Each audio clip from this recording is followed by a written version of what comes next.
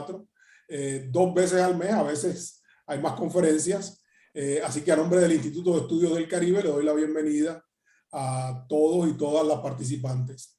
Hoy tenemos un panel de primera, primero que nada por los invitados, colegas estimados y muy reconocidos en sus campos, y además por un tema muy importante, ¿verdad? Un tema que se ha debatido recientemente y que ahora quizás la guerra de Ucrania lo opaca, pero que es bien fundamental para el Caribe, no solo para Puerto Rico y las islas, sino para toda América Latina.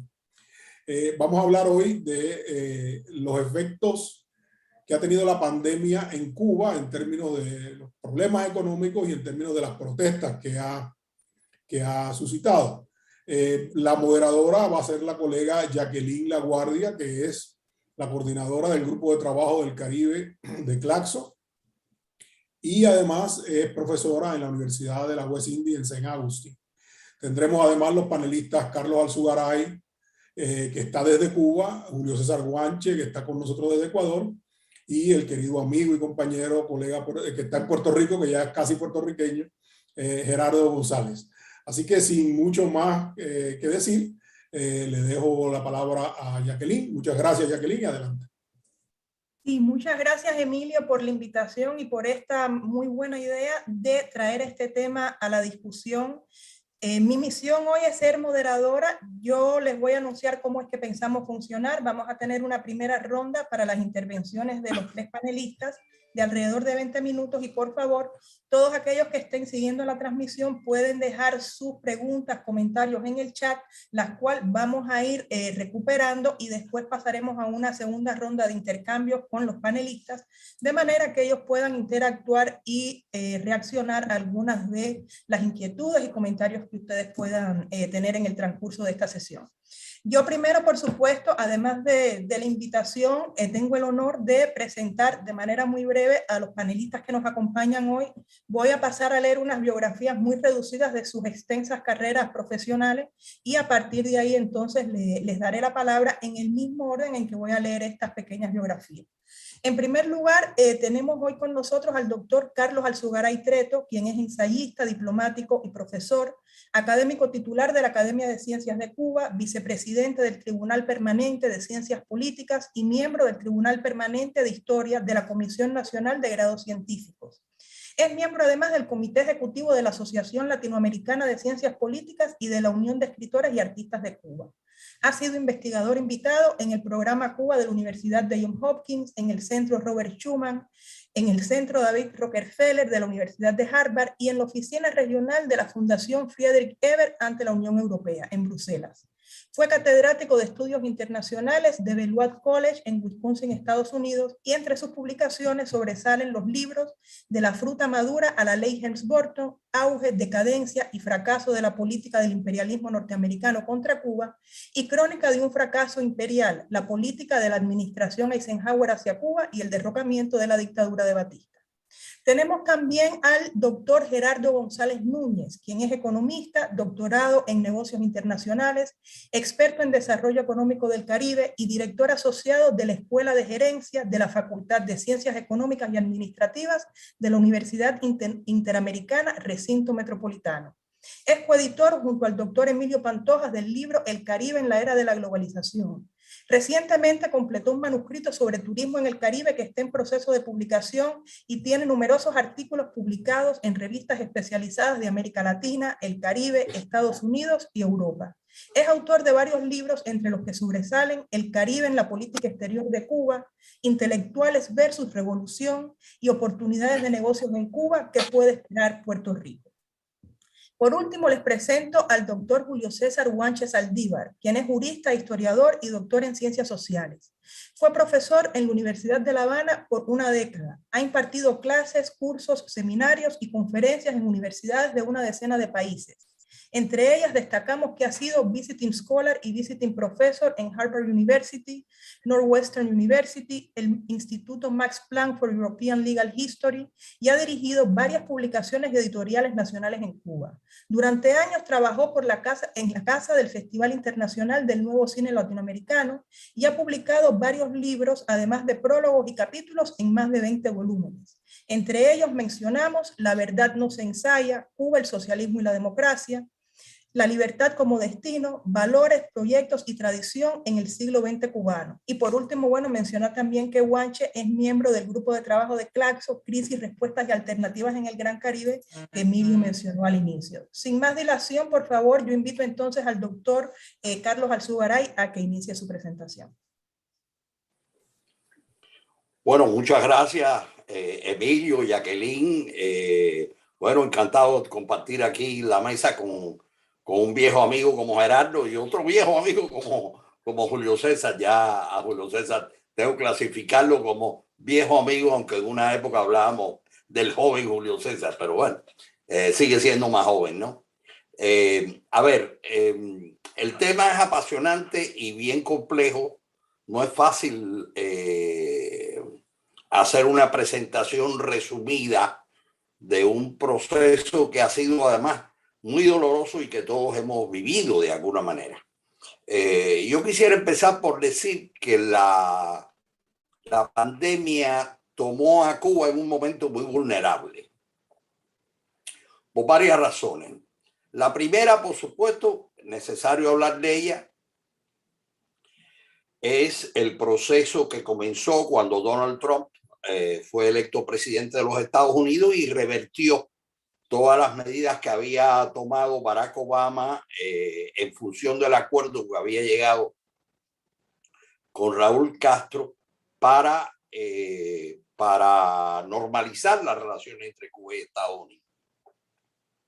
Esa reversión de lo decidido por Obama fue llegada a cabo por Donald Trump desde el 2017, pero indudablemente que se aceleraron en el 2019 a raíz de que se pusiera a John Bolton de director de Seguridad Nacional, a Mauricio Claver Carone, un connotado cubano-americano opuesto al gobierno cubano al frente de América Latina en la Casa Blanca, y por supuesto siempre en el trasfondo de todo esto la influencia de Marco Rubio, el senador republicano por la Florida. Es decir, este grupo de personas indudablemente aceleraron enormemente las medidas agresivas contra Cuba. El gobierno cubano habla de 240 sanciones de distinta índole, añadiéndolos a un bloqueo económico, comercial y financiero que ya de por sí es bastante abarcador y que dificulta cualquier cosa que pueda hacer Cuba, tanto el gobierno como la ciudadanía cubana. Pero además hay que decir que las medidas de Trump afectaron fundamentalmente un sector que fue muy favorecido por las medidas de Obama, que es a la sociedad civil y al sector, al emergente sector no estatal. Es decir, que económicamente el país ya estaba en una situación muy difícil, a lo cual hay que añadir, y no hay por qué disminuir la importancia de esto. Hay quien a veces me pregunta, bueno, ¿cuánto por ciento depende del bloqueo y cuánto por ciento depende de lo que yo llamaría una política económica muy errática?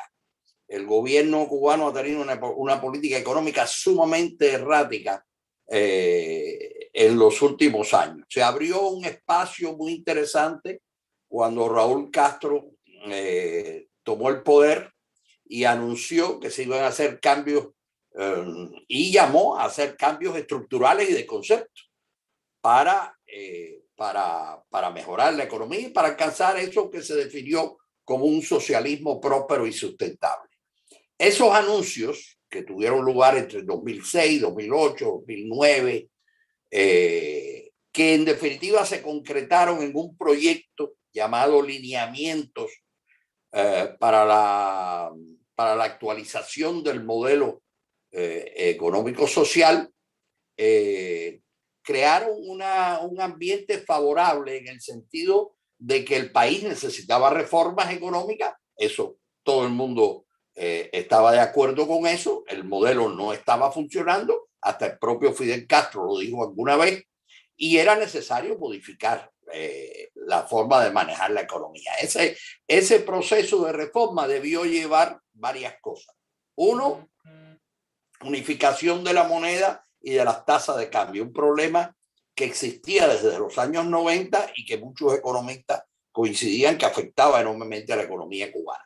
Descentralizar y autonomizar a la empresa estatal socialista, ese era otro problema que estaba identificado como un gran problema, la ineficacia del sector estatal de la economía, salvo contadas excepciones, un sector de la economía que dependía de un sistema de planificación centralizada que no funcionaba, etcétera. Ese era otro aspecto de la reforma, y otro aspecto de la reforma tenía que ver con la apertura y desarrollo del sector privado o del sector no estatal.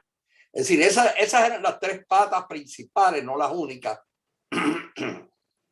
de la reforma económica que se aprobó en el sexto Congreso del Partido en el 2011 y que debió llevarse a cabo lo más rápidamente posible en el transcurso de los próximos años. Pero eso no fue lo que sucedió. Lo que sucedió es que por determinadas razones, y yo tengo mi explicación sobre eso, pero por determinadas razones, ese proceso de reforma económica no se llevó a cabo.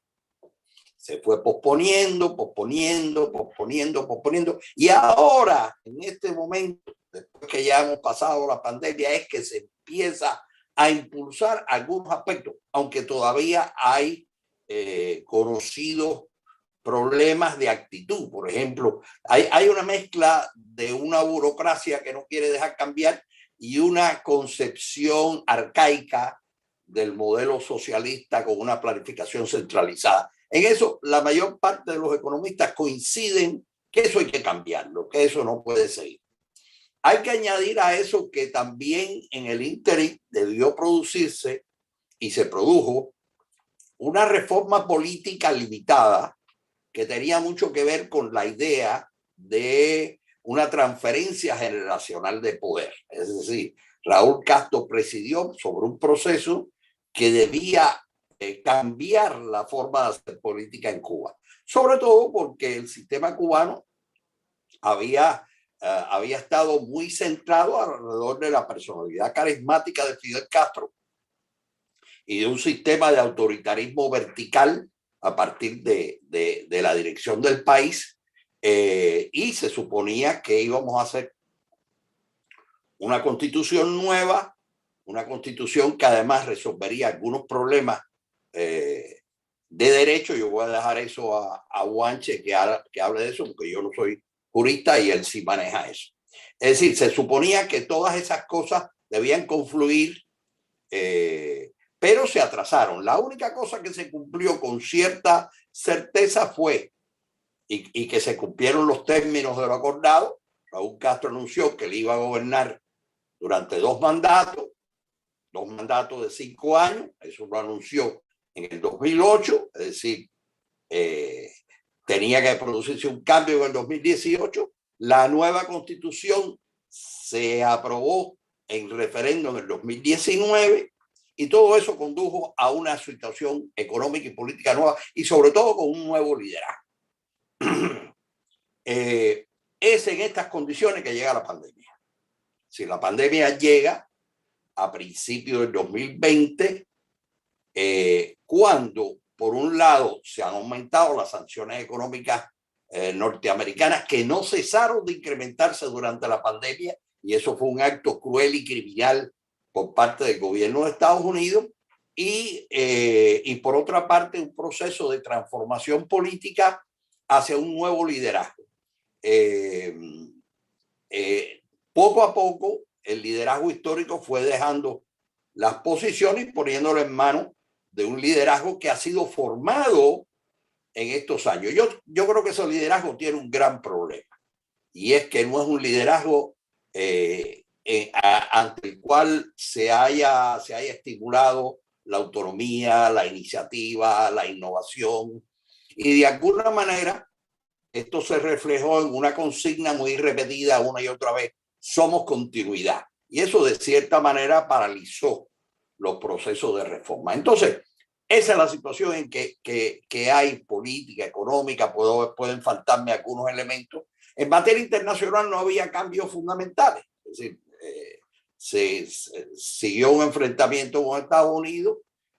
Hubo una transformación, si se quiere, hasta cierto punto en los aliados internacionales al incorporarse cada vez más Rusia como un aliado muy importante para Cuba, cosa que en este momento tiene una importancia tremenda a raíz de las acciones que ha tomado Rusia contra Ucrania, que constituyen obviamente una violación del derecho internacional. Yo hoy mismo estaba poniendo en mi muro en Facebook una primera apreciación del problema, y yo decía que siempre para cualquier país, sobre todo para un país pequeño, es muy complejo, muy difícil balancear principios e intereses. Que el éxito de una política exterior es hasta cierto punto ese alinear intereses y principios. Siempre teniendo en cuenta que para un país pequeño como Cuba está en su interés nacional que se respeten los principios. Es decir, ahí hay teóricamente una gran confluencia, pero obviamente hay momentos que uno tiene que escoger, bueno, me atengo a mis principios y sufro, o atiendo mis intereses y me olvido un poco de mis principios. Este es el momento en que está Cuba. En este momento, obviamente, yo confío en la experiencia de la diplomacia cubana, pero bueno, el asunto está complejo porque no sabemos qué va a pasar en Ucrania. Hay muchos escenarios posibles. Ya hay pronunciamientos de algunos países de América Latina, como Argentina. Es decir, era de esperar. Argentina, por ejemplo, ha tenido una posición condenatoria, pero no extrema. Duque en Colombia ha tenido una posición muy cercana a la norteamericana, que es muy fuerte, de condena total a la acción de Putin. Y hay casos como el de Venezuela, donde básicamente se ha criticado a Estados Unidos y no tanto a la acción de Putin. Pero yo no creo que Cuba pueda de alguna manera obviar el hecho de que el camino que ha seguido Putin en las últimas horas es el camino del uso de la fuerza. Y eso es un principio del derecho internacional que a Cuba le conviene. Es decir, que yo ahí no tengo ninguna duda de que eso es lo que hay que hacer. Claro, generalmente cuando la gente analiza la política exterior se fija mucho en las declaraciones públicas, pero yo insisto que siempre hay un canal privado de conversaciones y que uno no sabe lo que Cuba puede decir. Por ejemplo, en el caso de Afganistán, de la invasión rusa a Afganistán, la soviética a Afganistán, yo sé, porque estaba en la diplomacia, que aunque públicamente Cuba no condenó la invasión de Afganistán, en privado sí le dijo a los soviéticos que lo que habían hecho no estaba bien hecho. Así que no me extrañaría que ahora pasara algo parecido, que en discusiones con la parte rusa, Cuba haya hecho saber su descontento con esto, porque hay una realidad. Esta guerra no le conviene a Cuba, salvo en un solo aspecto. ¿Cuál es el aspecto en que esta guerra le conviene a Cuba? Bueno, que Estados Unidos, una vez más, se ha equivocado, le ha hasta cierto punto aupado la posición ucraniana, pero sabiendo que al final no van a poder defender a Ucrania. Esa es la realidad objetiva. Es decir, lo más que pueden hacer es poner las sanciones, que hay que ver cuál es la redacción rusa. Y por otra parte, yo no tengo ninguna duda de que la crisis, que mucho de lo que ha pasado en la crisis ucraniana ha sido por la ambición norteamericana de mantener las manos libres para ampliar la OTAN en el momento que sea conveniente. Si no, Estados Unidos ha rechazado, y Ucrania no se ha pronunciado sobre eso, la idea de que se puede buscar una solución sobre la base de que Ucrania no forme parte de la OTAN, pero a cambio de que tenga garantías a su seguridad y a su independencia. Pero bueno, ese no es el asunto del seminario hoy, ¿ok? Me falta muy poco. 3 minutos. Ok, tengo tiempo. Entonces, ¿qué ha pasado con la pandemia? Yo creo que aquí hay que subrayar sobre todo la eficacia del programa cubano. El programa cubano frente a la pandemia ha sido eficaz. Y ha seguido una estrategia peculiar, que es crear sus propias vacunas. Una estrategia audaz, una estrategia que no dejaba de tener riesgos importantes de basar la lucha contra la pandemia en la creación de vacunas propias y vacunar a toda la población. Eso se ha hecho bien entre otras cosas, porque el liderazgo cubano ha hecho algo en materia de vacunas que no ha hecho en otras cosas, que es confiar en la ciencia. Es decir, le preguntó a los científicos, ¿podemos hacerlo? Aquí hay que decir, porque es un mérito, que tenemos lo que tenemos en materia científica, porque Fidel Castro impulsó esos programas en su momento. Eso me parece que no se puede negar de ninguna manera. Ahora, la estrategia ha funcionado, con sus altas y sus bajas. Y yo creo que es una estrategia efectiva y que dio resultados y que fue la mejor manera de proteger a la ciudadanía cubana de los peligros de la pandemia. Sin embargo, hay que decir que todo esto se ha hecho en una situación económica muy difícil y que se ha agudizado la situación económica. La situación económica actual es la más grave, la más crítica que ha tenido Cuba nunca, y tiene que ver con la pandemia, pero tiene que ver con la falta de reformas económicas y con las sanciones de Estados Unidos. Esto llevó a la crisis del 11 de julio. La crisis del 11 de julio, que fue un fenómeno inusitado para Cuba, pero perfectamente predecible, significó que se puso de manifiesto que el gobierno cubano, a pesar de sus éxitos en materia de vacunas, ha perdido espacio de maniobra, ha perdido credibilidad política y ha demostrado, es decir, ha demostrado que no tenía la capacidad de prevenir y prever que pasara lo que pasó. Y lo que pasó tiene que ver también con una agudización de la situación de la pandemia a raíz del arribo a Cuba de la variante Delta. Entonces, todas esas cosas se combinaron, produjeron los hechos del 11 de julio, hechos para los cuales el gobierno no estaba preparado. Sorprendentemente, porque cualquiera que observara la realidad cubana se daba cuenta que una situación como esa podía darse en cualquier momento. La reacción del gobierno ha sido de represión en algunos casos excesiva, por decirlo de la manera más dulce o más suave posible, y yo creo que no ha sabido manejar las contradicciones políticas que existen en la sociedad cubana. Hay contradicciones políticas que se han agudizado al interior de la sociedad cubana, que no tienen que ver con las acciones de Estados Unidos, aunque las acciones de Estados Unidos están presentes, y hay un factor, por ejemplo, muy importante, que es la derechización de la diáspora cubana, una derechización que no se preveía que iba a pasar. Se pensaba que en la medida en que mejoraran las relaciones con Estados Unidos, la diáspora se hubiera movido en esa dirección. Ya eso no es posible. Por supuesto, a eso ha contribuido el financiamiento que da Estados Unidos a los grupos contrarrevolucionarios. Esa es una realidad.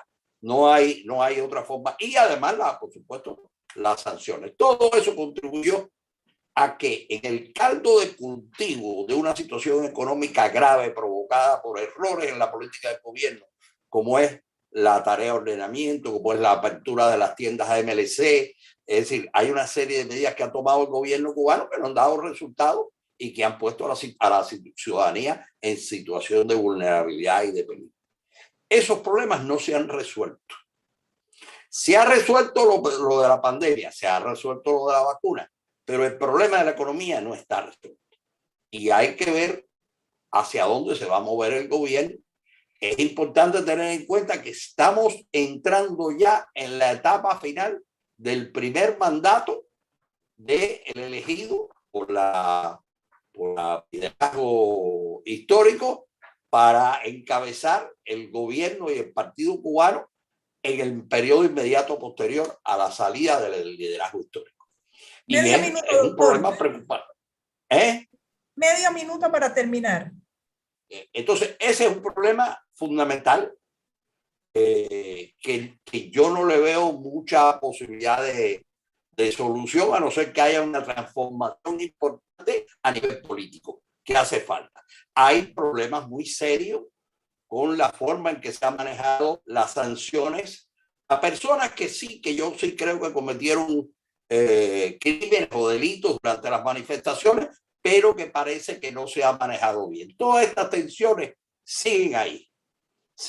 Y sobre todo en el plano económico, yo diría que es el plano neurálgico, pero no se ve una salida clara de la crisis actual. Muchas gracias. Muchas gracias, doctora Alzugaray. Le doy entonces la palabra al doctor Gerardo González, por favor, sus 20 minutos para que intervenga sobre estos temas. Bueno, muy buenas tardes y agradezco también al Instituto del Caribe por esta invitación. También agradezco mucho estar en este panel de excelencia con amigos y colegas como Carlos Alzugaray, Jacqueline y Julio César Guanche, ¿no? Yo voy a comenzar mi reflexión partiendo de un suceso, el suceso de la protesta del 11 de julio del 2021, que entiendo que fue un suceso, como bien dijo Carlos, muy inusitado, pero de mucho impacto, tanto dentro como fuera de aquí. Fue un suceso, un evento que pienso que provocó se convirtió en un punto de inflexión en la situación de la realidad cubana y los análisis que se tienen que realizar sobre la realidad cubana presente y futura. Y para poder entender un poco la magnitud y alcance de esta protesta del 11 de julio, yo quiero compararla con el referente más inmediato, que bueno, que más que inmediato pienso que es el único. Que algunos medios inclusive hicieron estas comparaciones, o intentaron hacer esas comparaciones, que fue con las protestas que ocurrieron en Cuba el 5 de agosto de 1994, que se conoció con el nombre de Maleconazo, ¿no? En aquel momento, esas protestas, ¿cuál fue el entorno, ¿no?, de esas protestas? Realmente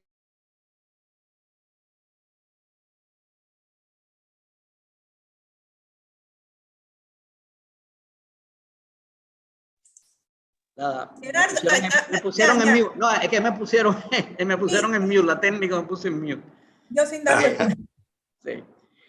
Pues estábamos en medio del llamado periodo especial, recuerden, una crisis económica que había comenzado a formarse ya en los años 80 con señales de un agotamiento del modelo de crecimiento cubano y que tuvo su punto realmente culminante cuando se cayó el campo socialista europeo.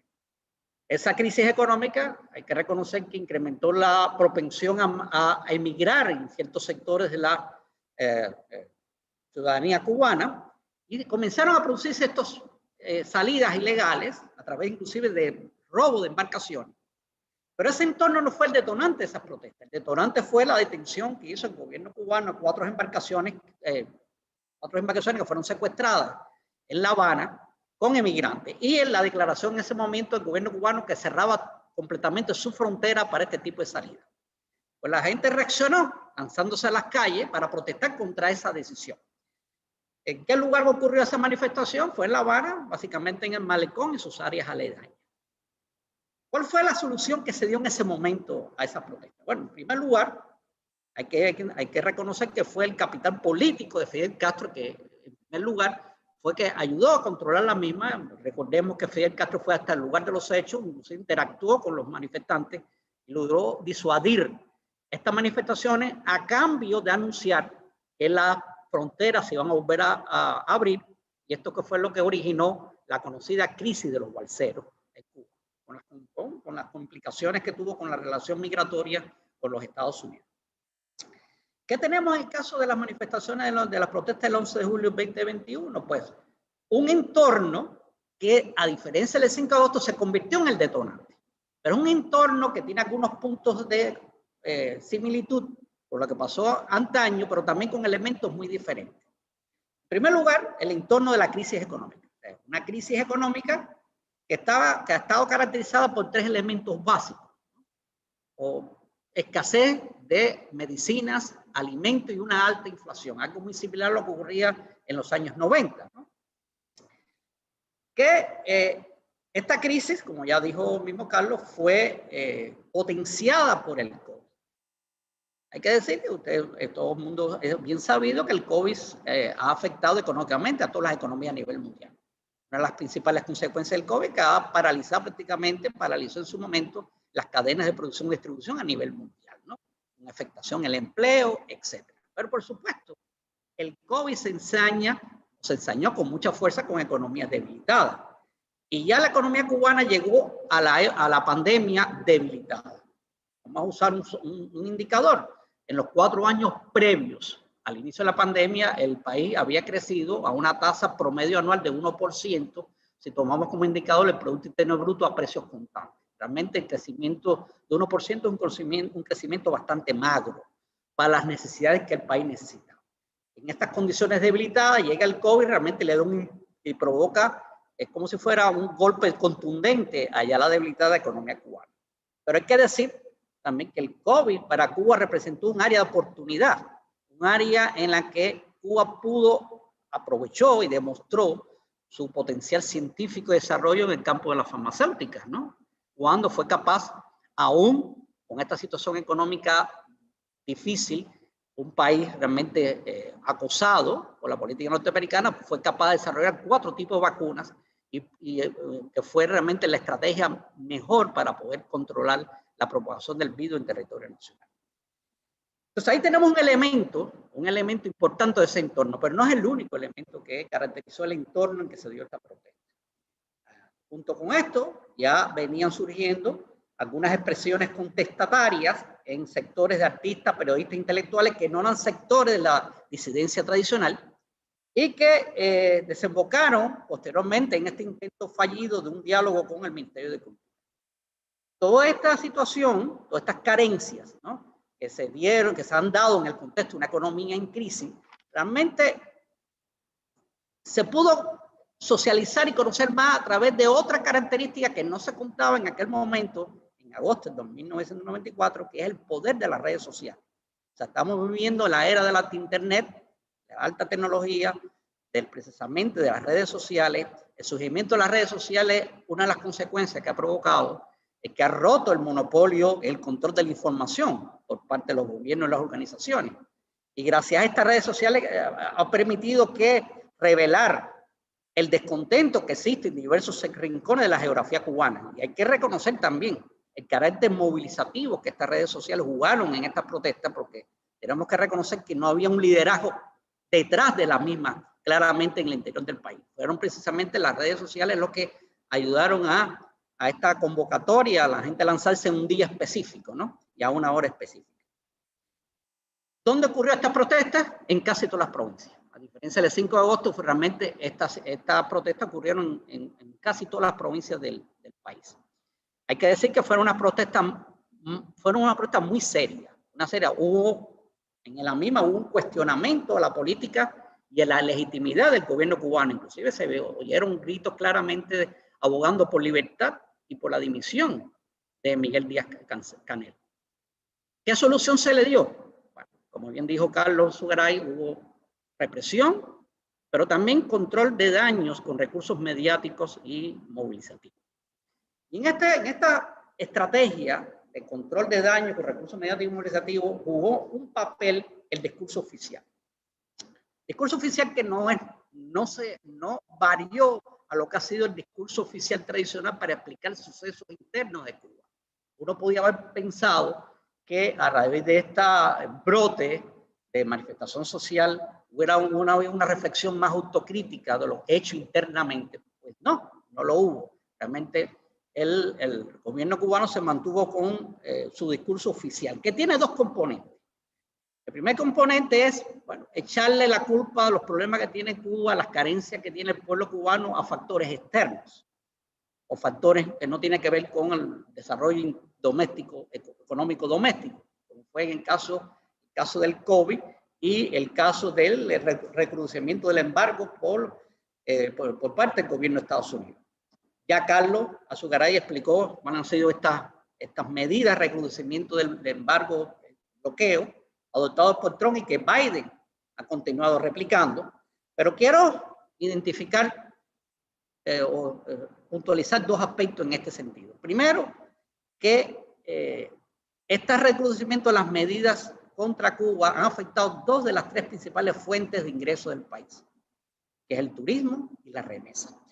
Pero en la remesa donde yo veo que el elemento más preocupante ¿Por qué? Porque la remesa ya en los últimos años no se ha convertido solamente como una fuente de apoyo al consumo de las familias o ciertas familias cubanas, sino también se ha convertido en un elemento de inversión de capital para la naciente, emergente empresa privada cubana. Y ciertamente el haber suspendido el envío de remesas a través de Western Union ha provocado una disminución en el envío de la remesa, pero sobre todo el incremento del costo del envío de la misma. ¿Por qué? Porque la gente ha tenido que usar métodos alternativos que les sale más costoso. Para poner el ejemplo, si antes por cada $100 que tú mandabas por Western Union, el fee de pagar por ese envío eran $16,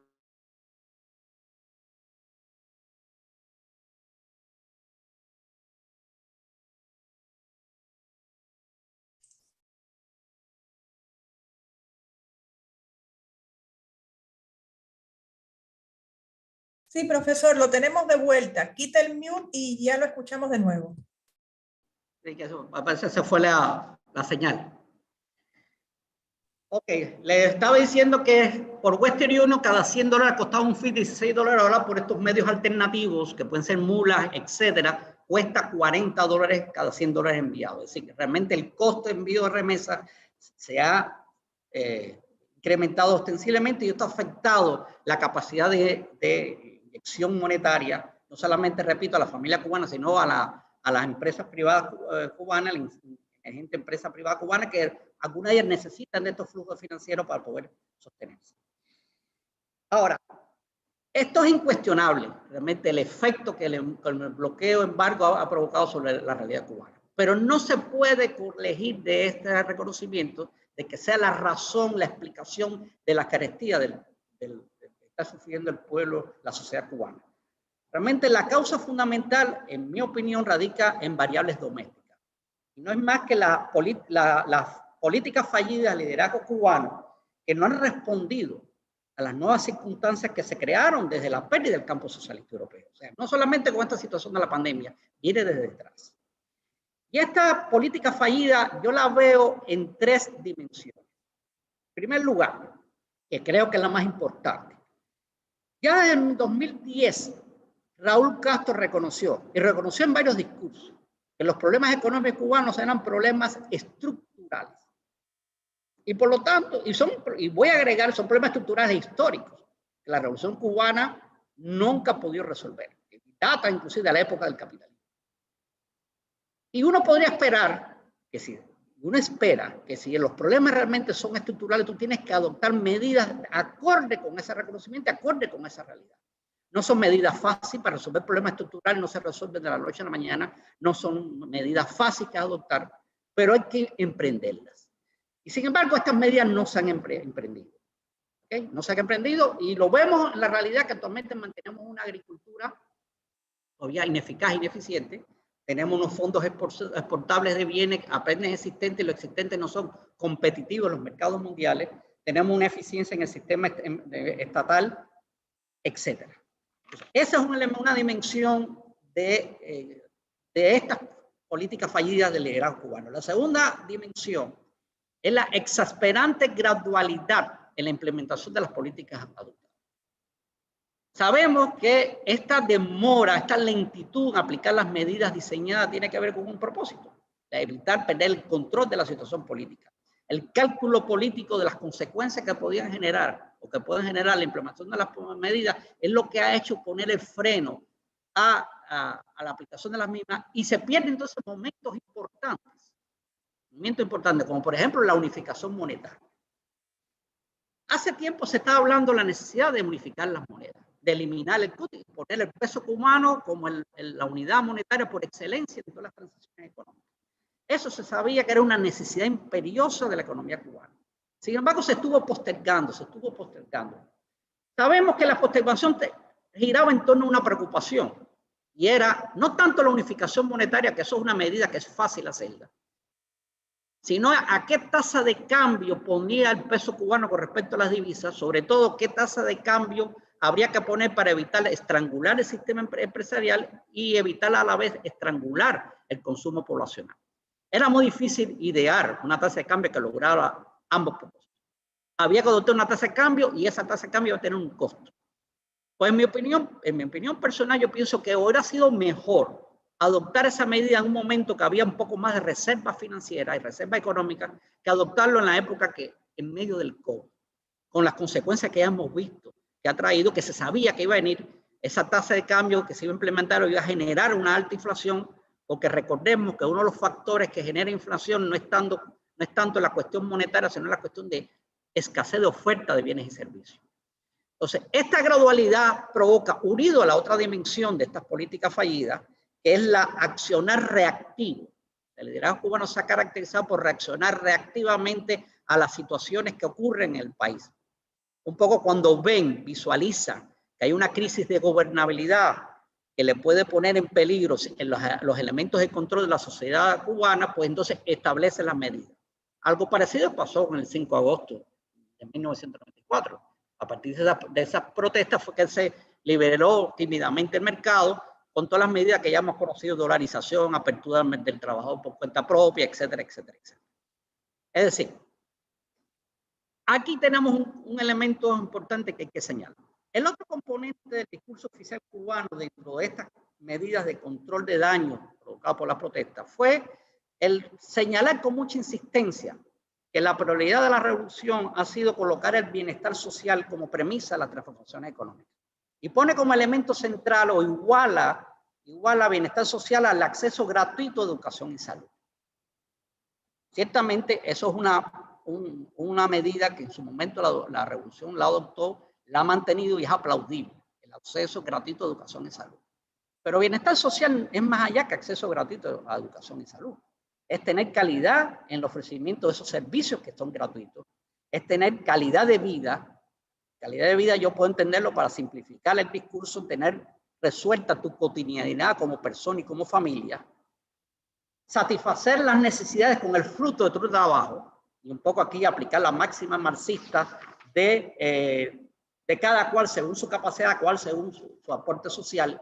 Es decir, recibir, si yo trabajo y aporto a la sociedad, puedo recibir los beneficios y la moneda que a mí me pagan el salario. Y no dependen de factores externos, que si tengo una familia en el extranjero, que me pueden mandar de visa, no me pueden mandar de visa.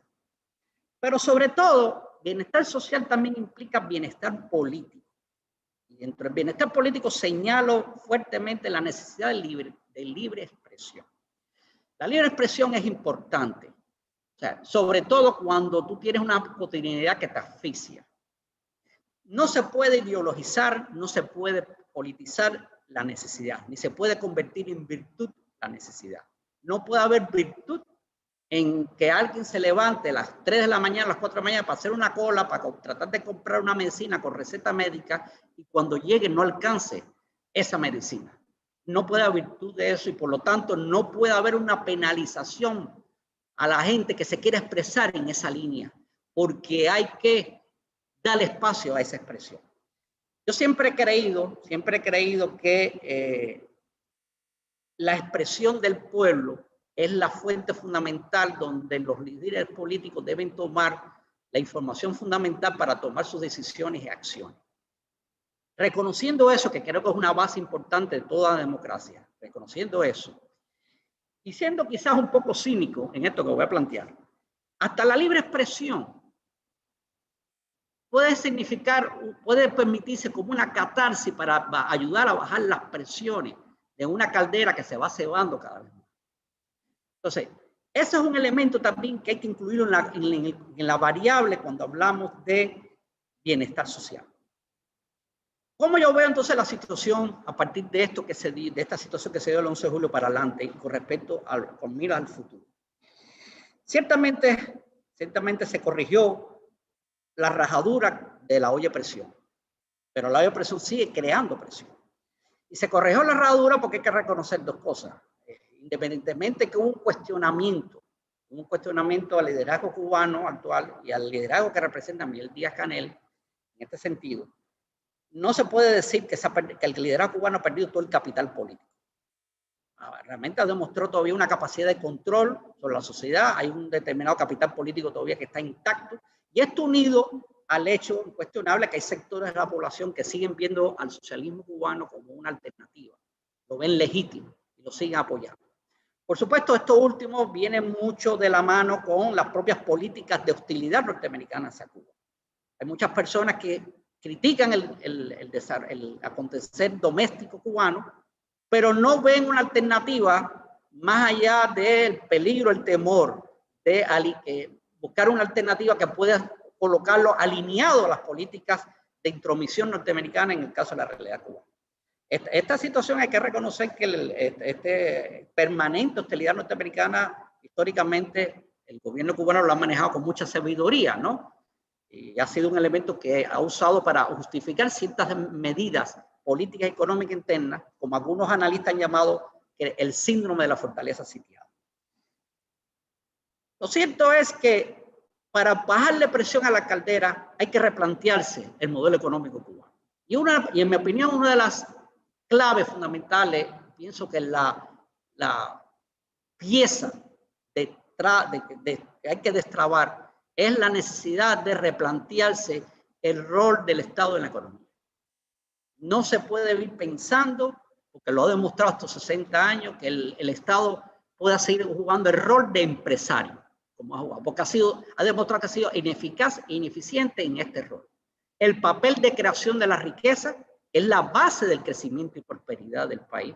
Debe recaer en manos de la empresa, sobre todo la empresa privada o cooperativa, que está demostrado claramente que tiene las palancas, puede tener las palancas para generar esta riqueza. En la medida que el Estado pase esta función a este sector privado, puede concentrarse más eficazmente a desarrollar una función que es tan vital también en todo Estado, que es la función de asistencialismo a aquellos sectores más desvalidos, económica y socialmente. Hay que recordar en este punto, ya para terminar, lo que Carlos Marx decía en su libro La crítica al programa de Gotha. Tú tienes que producir primero para después distribuir. Porque si tú quieres prosperidad, tú tienes que distribuir riqueza. Si tú no produces, tú sigues generando pobreza y lo que al final vas a distribuir es pobreza. Y distribuyendo pobreza no vas a lograr crecimiento y mucho menos la prosperidad que ese pueblo cubano ha reclamado y por el cual se ha sacrificado durante muchos años. Muchas gracias. Y muchísimas gracias al profesor Gerardo. Gracias también por ajustarse perfectamente a sus 20 minutos. Entonces, bueno, yo le pido por favor a Julio César Guanche. Doctor, está ahí para la tercera y última intervención de esta primera ronda. Gracias, Jacqueline. Gracias a todos ustedes. Gracias, Emilio. A los queridos colegas con los que comparto esto, como Gerardo y Carlos Alzugaray. Yo voy a hacer una lectura comentada para ajustarme a los 20 minutos que nos han dado y voy a ajustarme también a los 3 preguntas, tópicos, temas, ¿no?, que nos sugirieron abordar. Entiendo que hay un foco fuerte en la pandemia. Hoy, como tengo la desventaja de hablar de último, y quizás tendré que repetir algunas cosas, que también es una ventaja porque puedo prescindir de algo que ya se dijo para decir otras, voy a tratar entonces de decir algo que no haya sido completamente abordado ya por los 2 colegas que me antecedieron, ¿no? Entonces, la primera pregunta es cómo evalúa usted el primer tema, ¿no?, la capacidad de Cuba para responder a la pandemia de la COVID. Carlos lo mencionó, uno de los aspectos destacados en Cuba en este enfrentamiento a la COVID ha sido sin duda alguna la vinculación entre el gobierno y el asesoramiento científico, el vínculo entre política y ciencia. Cosa que no pasa con igual impacto en otros campos, como sucede muy llamativamente en el de la ciencia social y la toma de decisiones políticas. La pandemia, voy a hacer ahora una suerte de cronología de la pandemia que muestra un poco también la capacidad de Cuba para responder ante ella y problemas también de esa respuesta, ¿no? La pandemia fue declarada emergencia global, quizás recuerden ustedes, por la OMS el 30 de enero del 20. 30 de enero.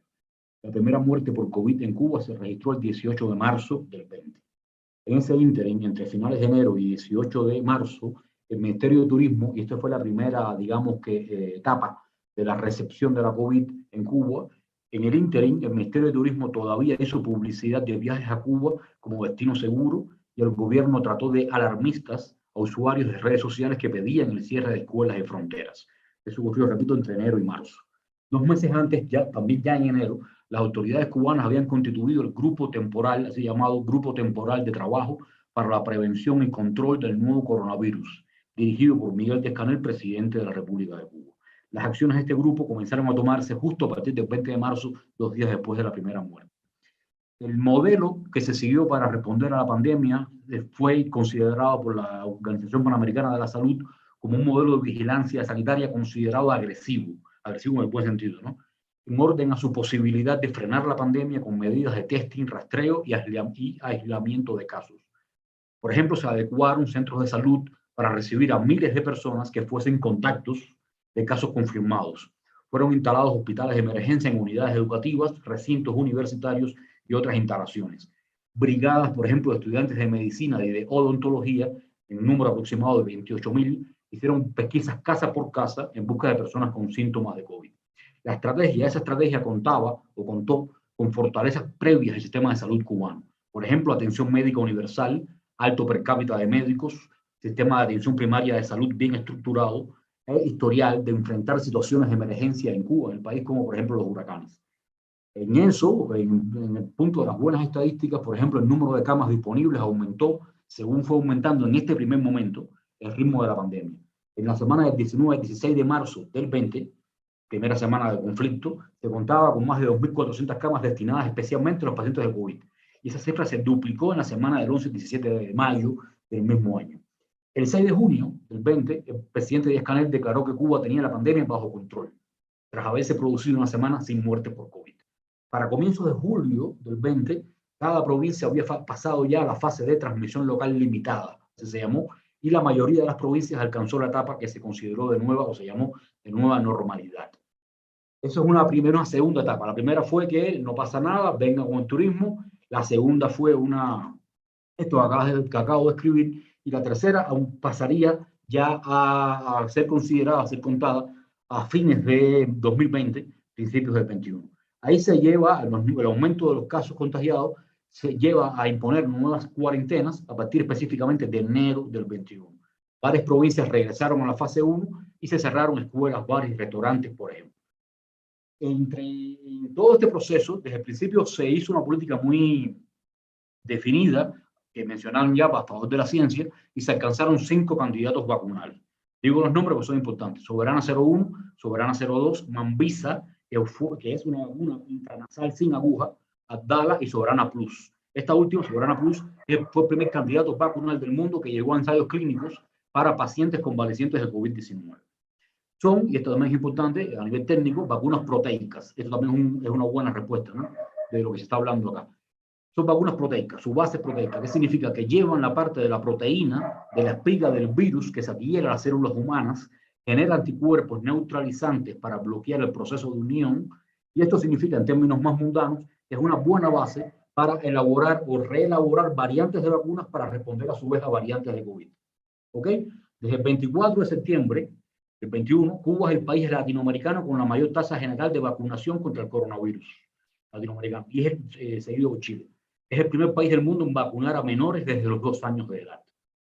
Tiene un porcentaje de vacunación inmunizado 87%. En enero, el gobierno de Cuba presentó, según datos oficiales, en enero el gobierno, e internacionales también, en enero el gobierno de Cuba presentó documentación para que la OMS aprobase Abdala, y lo mismo se planea con Soberana 02.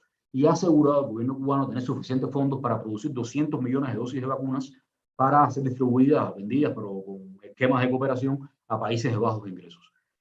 En el acápite de las cuestiones que han sido positivas en la recepción, en la reacción frente a la COVID, habría que mencionar despliegue de misiones médicas cubanas para apoyar esfuerzos locales contra la pandemia en alrededor de 40 países. Existen polémicas sobre el tema de la cooperación médica cubana, como por ejemplo las denuncias de uso políticamente interesado del manejo clínico. A 22 de marzo del 21, Cuba tenía 342 muertes por la COVID. A marzo, 342 muertes. En ese momento ocupaba el lugar número 19 en defunciones por COVID en América Latina.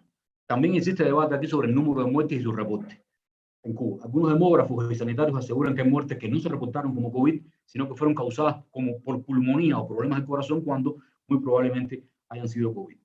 Y aquí entra la tercera etapa y sus datos, que es muy grave y que está completamente vinculada con las protestas de julio del 21. A fines de junio del 21, menos de 15 días antes del estallido, la provincia de Matanzas, y Matanzas es importante, en las protestas, específicamente Cárdenas, comenzó, que es un municipio dentro de Matanzas, y Matanzas es una provincia que está al lado de La Habana, comenzó a experimentar un ascenso en los casos positivos de COVID-19 con una tasa de incidencia que pasó de 438 casos por cada 100.000 habitantes el 28 de junio a más de 800 casos por cada 100.000 habitantes el 2 de julio. Aquí entró con mucha fuerza, por supuesto, la variante Delta. El asunto es que esto complicó de muchas maneras todo. Matanzas contaba en ese momento con 105 centros de aislamiento y casi 6.000 capacidades de hospitalización, pero se requerían 3.000 camas más que esas para cubrir las necesidades de la provincia a ese ritmo de contagio. En agosto, en medio de ese escenario, tuvo lugar el más alto número de contagios por nivel de población, Cuba, de todo el continente, y fue uno de los primeros del mundo. Este es el escenario específico también ya de las protestas, cuando también se generan campañas desde fuera y desde dentro de Cuba, que se llamaron o se tuvieron la etiqueta de SOS Cuba y que fueron muy importantes en la atmósfera que se vivió el 11 de julio. Entre ellos, una de las cosas más significativas en términos de carencia fue la falta de oxígeno. Y aparecieron muchos videos en redes sociales sobre la falta específica de oxígeno que fueron muy llamativos en ese contexto, muy duros en ese contexto, ¿no? Ahora, en una perspectiva más general, no solo para Cuba, habría que recordar que la Organización Panamericana de la Salud, al señalar un aumento de las infecciones en el Caribe, remarcó que muchos países en las Américas, y aquí incluía Cuba, la OPS, han experimentado, citada la OPS, oleadas de protestas que atribuyó esta organización internacional en parte a los impactos de la pandemia. Cuba obviamente no fue un caso aislado de ese escenario regional y por supuesto por todo lo que he descrito significó mucho la existencia y este número de esta tercera etapa, ¿no?, de la pandemia en Cuba, como describí, para la emergencia del 11 de julio. El segundo tema es cómo se conecta la pandemia. Estoy hablando demasiado rápido, Jacqueline, o me sigues. Bien, me siguen. Bien. El impacto de la pandemia y su impacto social, económico en Cuba y su impacto con las protestas. Bueno, obviamente el impacto económico es muy claro y muy llamativo. Aquí voy a citar un párrafo del economista cubano Juan Triana, que dice: en el 18, Cuba alcanzó la mayor cantidad de arribo, 2018, Cuba alcanzó la mayor cantidad de arribo de turistas, con 4,6 millones. En el 2019 se redujo a 4,2. Estoy haciendo unas cifras alzadas, ¿no? Se redujo a 4,2 la cifra. En el 20 solo arribaron un poco más de 1 millón. De 4,6 en el 18. En el 2021, Cuba recibió solo 500,000 de viajeros internacionales, 573,000 y algo viajeros internacionales. Esto significó una reducción de casi un 52% en relación a los turistas del 20 y un 39,8% del total de viajeros. Esto es una cifra que es un comportamiento contrario a las tendencias internacionales del sector del turismo, pero no voy a hablar de eso, como no lo puedo ahora. Pero lo que significa para esto es que una de las grandes entradas de divisas al país sufrió este tipo de afectación. Otra, obviamente, fue la enorme afectación sobre el sistema de salud, que ya confrontaba desde antes muchos problemas y severos problemas. Por ejemplo, el número de hospitales, policlínicos y sus camas habían mermado, se habían cerrado algunos hospitales y se habían cerrado puestos rurales y urbanos, puestos médicos, ¿no? Hubo mucha escasez de medicamentos y eso fue también algo muy particular porque si en Cuba algo no había fallado nunca era la disponibilidad de medicamentos, y esa escasez en ese contexto fue para mí muy vital. Escasez de medicamentos y la higiene se deterioró mucho por falta de jabón, de detergente y agua en el contexto de la pandemia.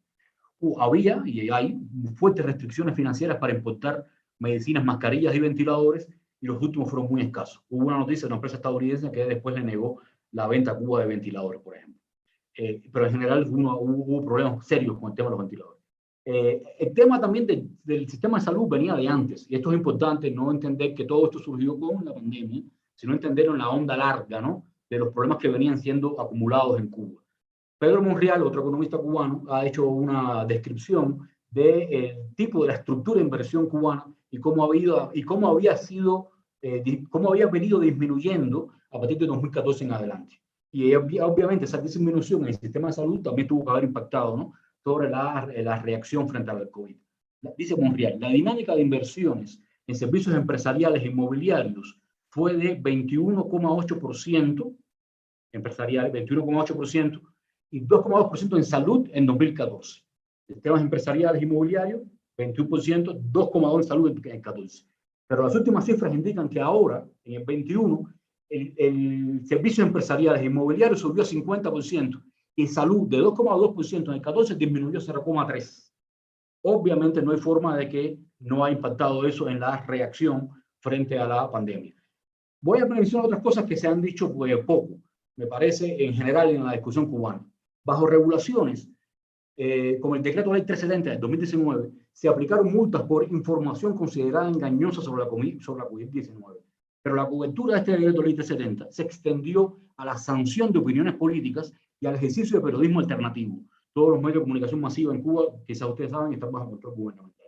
Esto generó también muchos problemas en torno a la atmósfera política del control sobre la pandemia, ¿no? Porque se hicieron denuncias de uso oportunista de la situación de la COVID-19 para impedir actos provenientes de la disidencia antigubernamental, mientras que eventos pro-oficialistas eran autorizados, ¿no? En medio de esto, y el Sugaray lo mencionó, la administración Trump en los Estados Unidos fortaleció las sanciones estadounidenses contra Cuba en medio de la pandemia, que llevaron a un estado casi cero a las relaciones diplomáticas entre ambos países y obstaculizaron flujos financieros, operaciones comerciales y de envío de remesas. Se paralizaron los acuerdos migratorios y se restringió el tratamiento excepcional concedido a los inmigrantes cubanos desde el 59 dentro de Estados Unidos. Desde la sociedad civil y la academia se hizo un mapa de necesidades insuficientemente cubiertas por la política estatal respecto a grupos vulnerables. Primero hay que decir, y no puedo desarrollarlo, que sí hubo medidas de política social favorables para, por ejemplo, trabajadores, para madres embarazadas, por ejemplo, para personas que estaban en el extranjero y no podían regresar por las circunstancias de la pandemia, pero también quedaron sin cobertura determinados grupos vulnerables. Por ejemplo, se sugirió, y esto obviamente echó gasolina a la situación que estamos escribiendo acá, ¿no? Se sugirió tomar medidas de protección socioeconómica específicas para quienes trabajaban o trabajan en los sectores que permanecen ofreciendo servicios que están muy a veces dominados por mujeres, por ejemplo, con presencia de mujeres mayoritariamente. Se sugirió también implementar y transparentar medidas de protección a la población encarcelada, de lo cual se habló muy poco, de la que existe en situación de calle, que existe. Gestionar la crisis también se sugirió pensando en los y las migrantes internos, situación también grave que no se comenta mucho, y transversalizar con mirada de género todas las medidas por crisis. Cuba no declaró nunca durante la pandemia el estado de excepción, en ningún momento del manejo de la pandemia. Tampoco lo hizo antes ni después del 11 de julio. Desde el inicio de la pandemia, y esto también contribuyó, me parece, al caldo político de la cuestión, se registraron una serie de denuncias que dieron cuenta de abusos policiales. Se registraron en medios independientes, ¿no? Relacionados con la intervención arbitraria y la imposición de normas dirigidas a regular diferentes ángulos de la vida cotidiana, como la adquisición de productos, los sujetos que podían desplazarse en la vía pública y la forma de hacerlo. Estos fueron denunciados como microviolencias policiales que no tuvo reacción oficial frente a ellos, ¿no? ¿Qué problemas? Ya con esto es lo último. ¿Cuánto tiempo me queda? Me quedan 5 minutos. Es perfecto. ¿Qué problemas claves identifico como obstáculos centrales a la recuperación económica y la superación de las tensiones sociales en la Cuba de hoy? De esto he hablado bastante y por eso lo dejé para el final. Si a alguien le interesara más de mi opinión sobre ello, puedo recomendar algún texto escrito sobre eso. Pero voy a hacerlo resumido, ¿no? Existen problemas muy generales que me parece que es importante comprender en el escenario cubano que pasan por la pandemia pero que no se reducen a ella, porque vienen desde antes, ¿no? Cuba tiene un problema con la redistribución del ingreso. Esto parece nuevo, comparado con otros contextos dirán que es poco, pero comparado con la historia cubana y los niveles de igualdad que llegó a tener hoy son importantes. Y Cuba, por ejemplo, se ha situado en la mitad de la tabla, del coeficiente Gini latinoamericano que mide desigualdad, cuando llegó a ser unos países más igualitarios, no solo de América Latina, sino del mundo. Hoy está en la mitad de la tabla cuando se mide desigualdad en el continente. También tiene un problema con la estratificación del consumo. El último dato de pobreza en Cuba, el último dato oficial de pobreza tiene 20 años, no se ha dado otro dato oficial, y rondaba ya entonces el 20% de pobreza urbana. Eso tiene que haber aumentado mucho, aunque, repito, el nuevo gobierno no ofrece datos oficiales sobre ello. Hay también desigualdades territoriales y locales.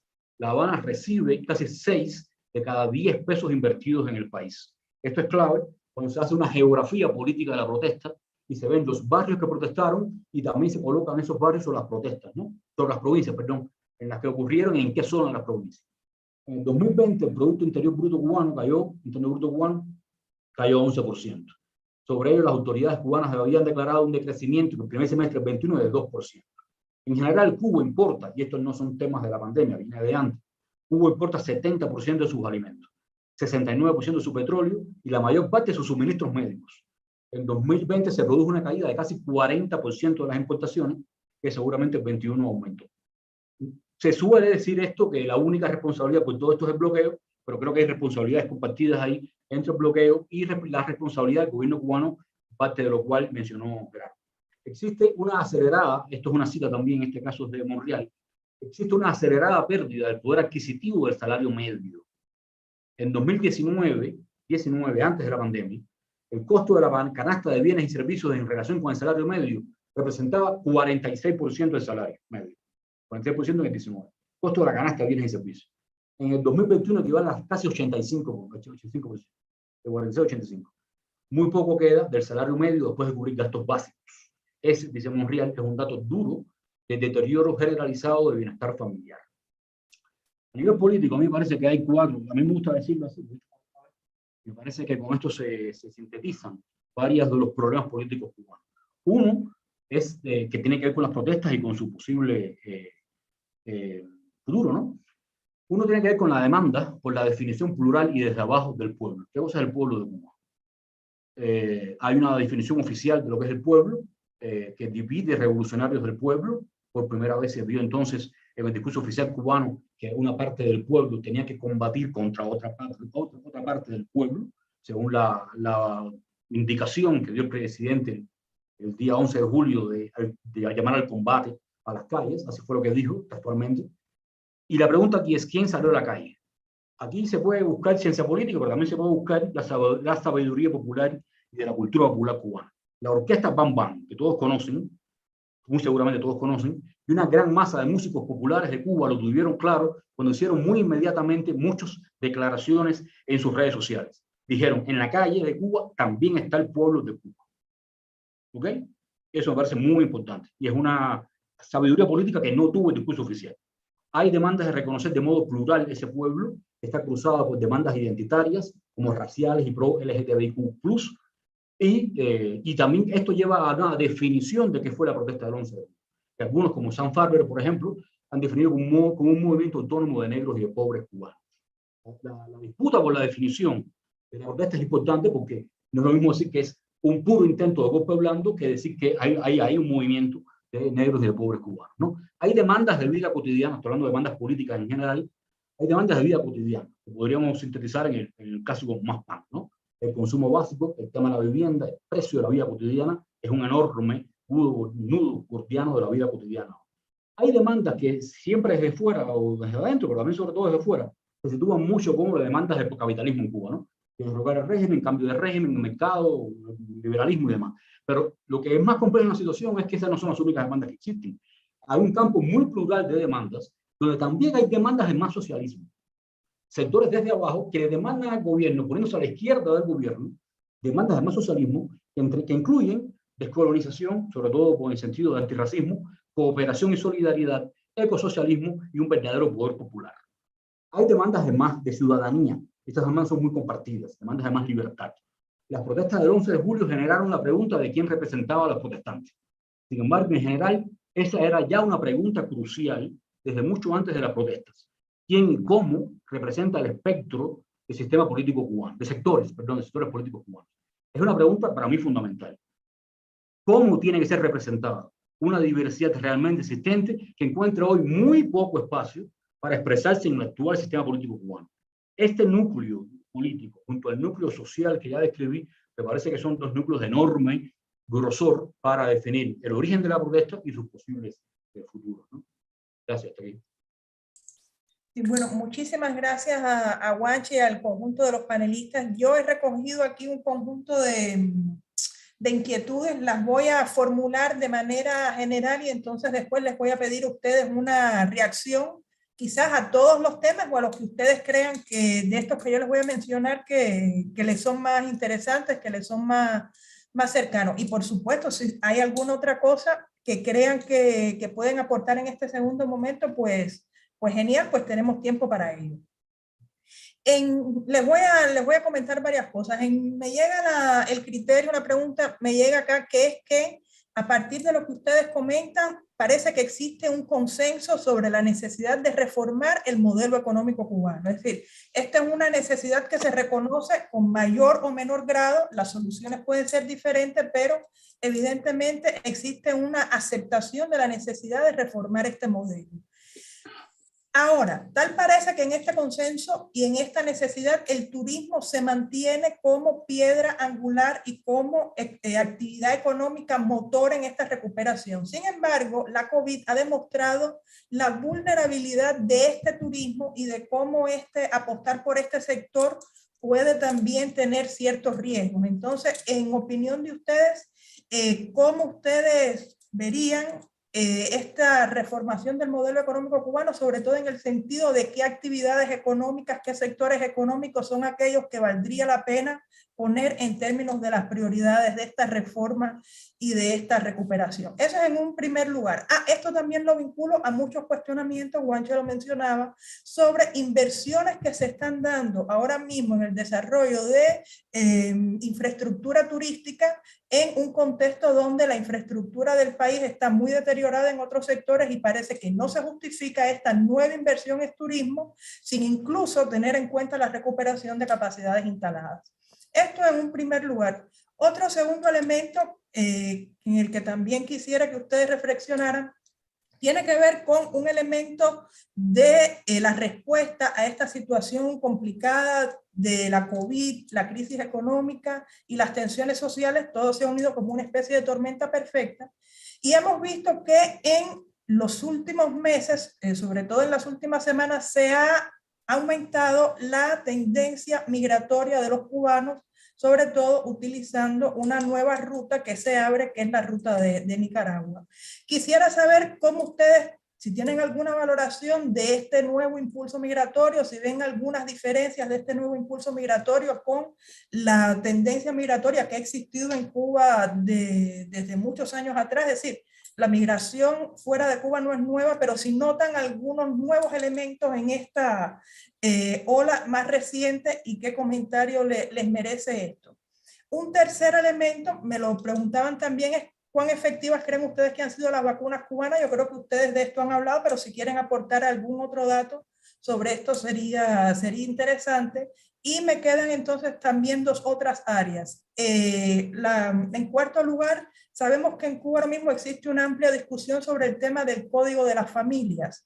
¿Cómo creen ustedes que este elemento puede o no incorporarse a todas estas dinámicas sociales? Quizás este elemento de discusión del código de la familia pueda ayudar en esto que comentaba Juancho y también ustedes antes, en términos de ampliar, de reconocer esta pluralidad de la sociedad civil cubana. ¿Qué espacio ustedes ven para unas nuevas dinámicas en términos de la conversación, el diálogo social en Cuba a partir de lo que plantea el Código de la Familia, su discusión y el proceso que llevará su ratificación o no? Y un último elemento, ya lo dejo aquí, que tiene que ver con, ustedes mencionaban un cambio generacional en Cuba, mencionaban un cambio generacional en la política, en el sector de la política, en el sector de la dirigencia política. Pero este cambio generacional pareciera ser que impacta no solo, o no impacta quizá las maneras de hacer política, pero evidentemente se transparenta un impacto fuerte del cambio generacional en Cuba, incluso en las maneras de interactuar y de cómo las tensiones sociales se manejan en el país. Entonces, si tuvieran también alguna reflexión sobre esto, sería interesante. Les he puesto muchos temas sobre la mesa, ustedes escogen cuál es el que más les provoca, dónde quisieran intervenir. Yo les propongo entonces una nueva ronda de reacciones de alrededor de 5 minutos cada uno y después entonces pues seguimos. Si les parece bien, retomamos el orden. Vamos a aprovechar que Alzugaray está conectado y que empiece Alzugaray. Mira, Jacqueline, bueno, muchas gracias. Has levantado una agenda que casi es para un consejo de ministros.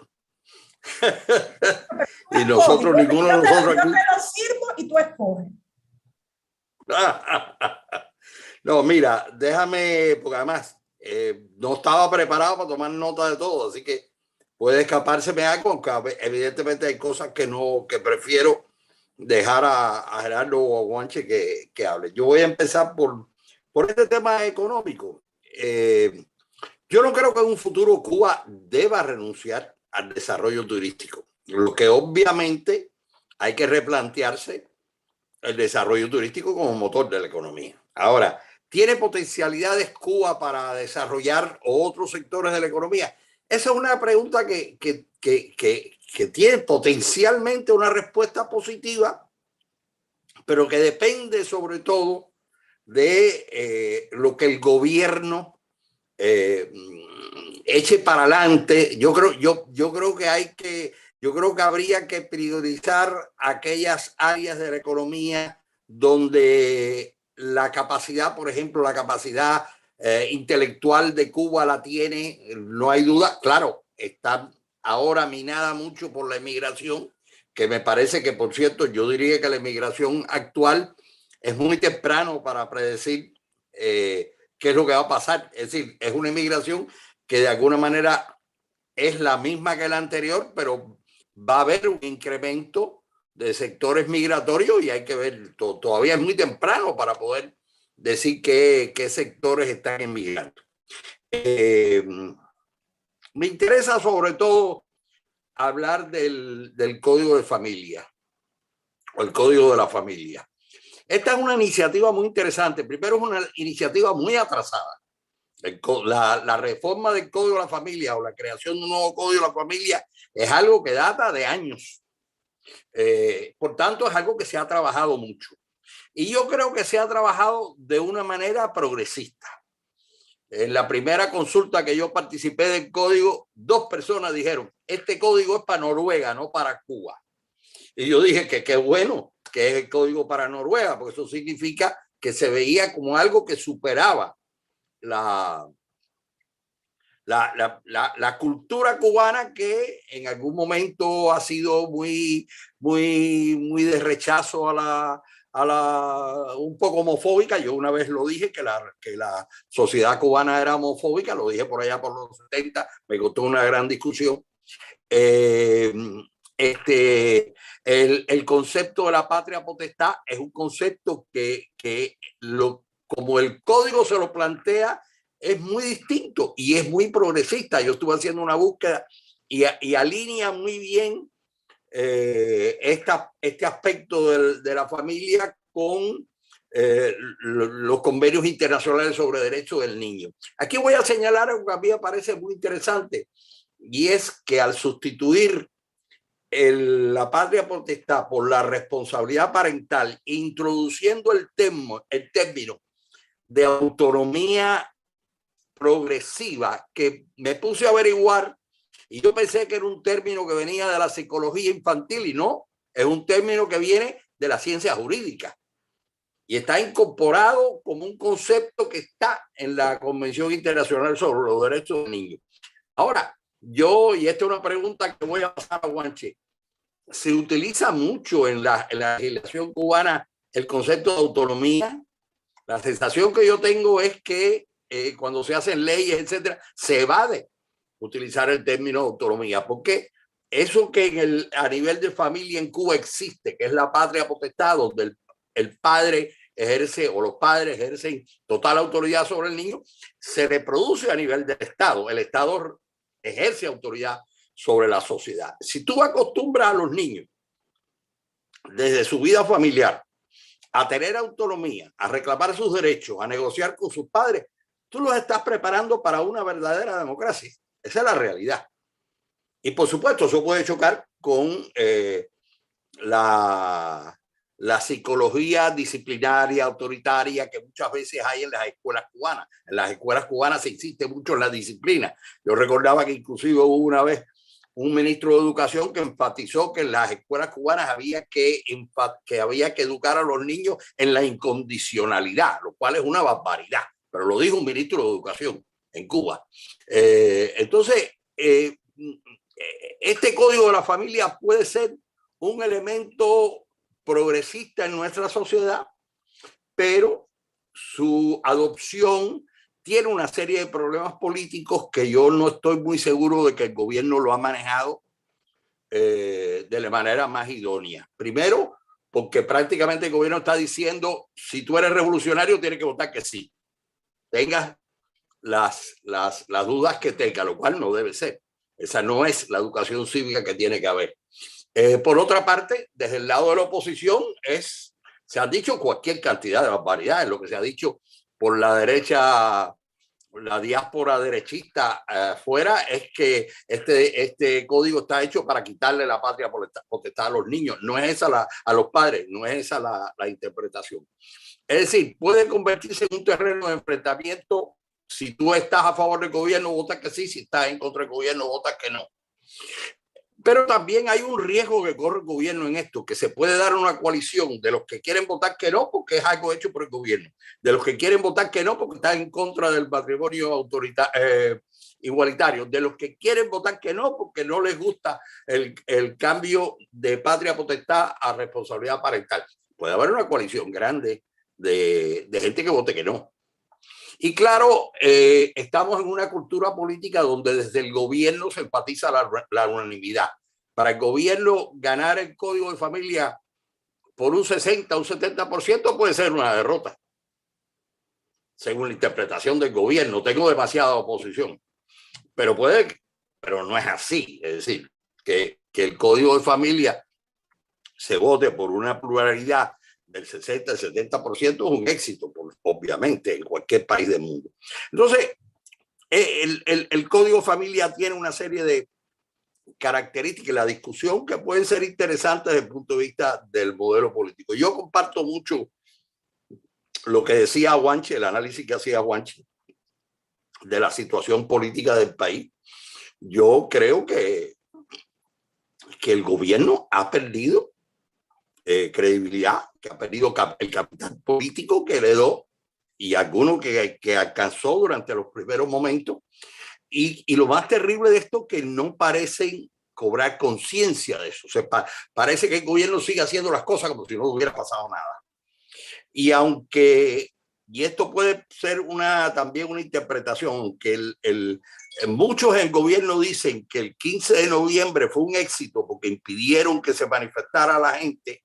Yo creo que aquí los sectores de oposición que se agruparon alrededor de Archipiélago cometieron un error de cálculo tremendo, pensar que si anunciaban una manifestación podían reproducir el 11 de julio. Estaba convencido que eso no iba a pasar.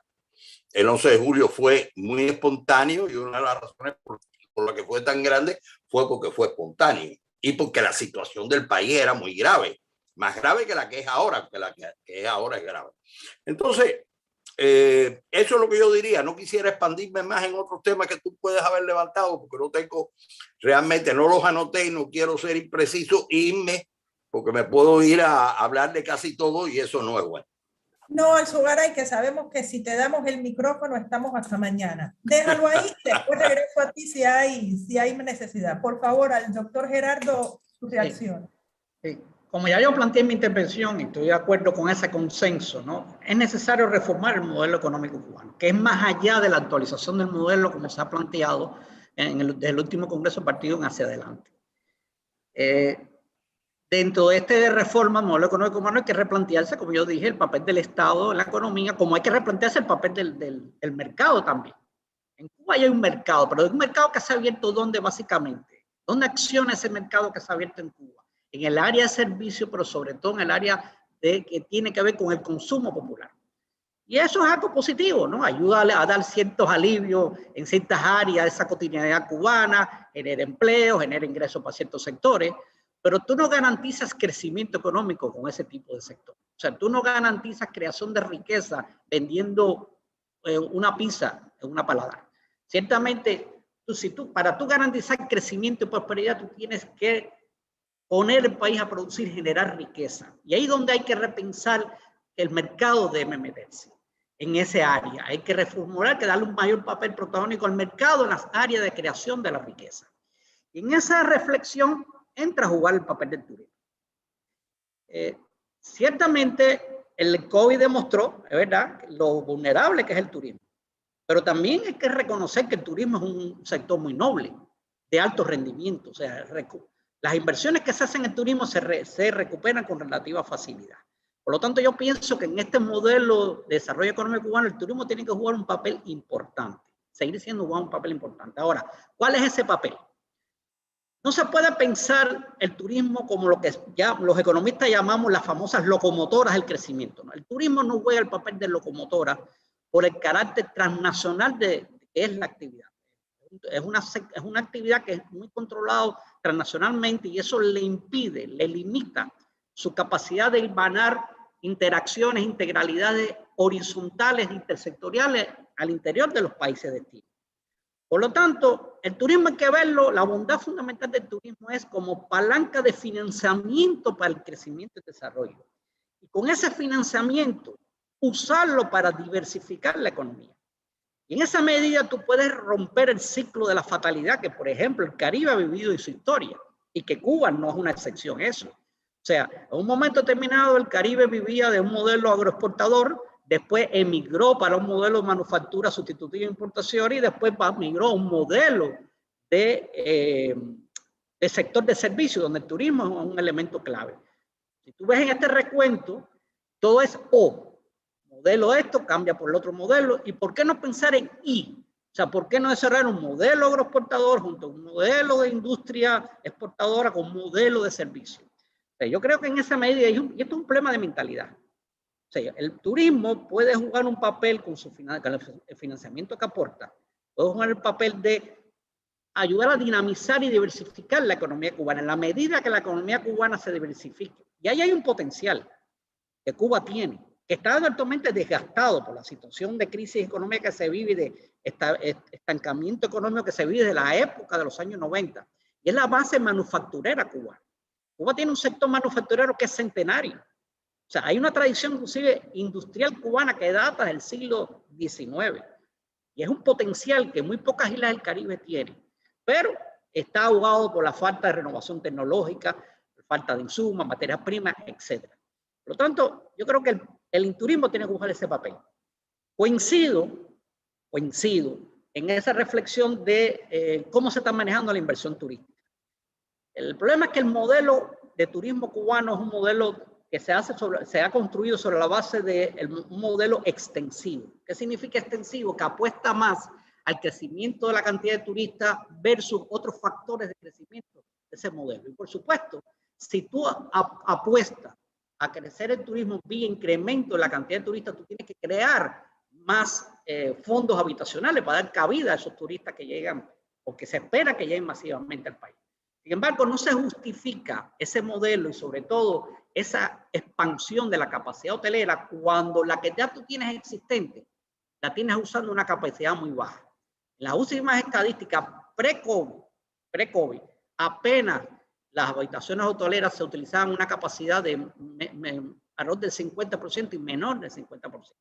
Pero no tiene sentido gastar el poco capital que tiene Cuba, ¿no?, en crear nuevos fondos habitacionales cuando no estás usando adecuadamente. Ese dinero bien se puede financiar otras áreas, inclusive de infraestructura que están debilitadas, que por cierto, no solamente le da servicio a la población cubana y al resto de los sectores económicos, sino le puede dar servicio al mismo sector turístico.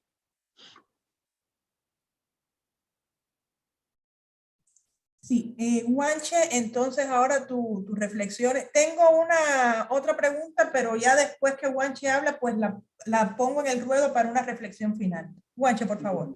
Claro, bueno. Voy a responder algo de lo que tú dijiste, Jacqueline, más algo de lo que aparecen en las preguntas, ¿no?, que nos hicieron alguna persona, perdón, preguntaba por algunos datos más de la situación social en Cuba. Voy a mencionar dos que son particularmente cruciales para el tema de las protestas. Uno es el tema de la vivienda, por lo que decía, el tipo de barrios donde se dio mayor, de barrios, de vecindarios, donde se dio mayor número de protestas, ¿no? Estos son datos oficiales. El fondo habitacional en Cuba, el dato es del 2012. Estoy hablando de problemas de una década, no problemas de ahora.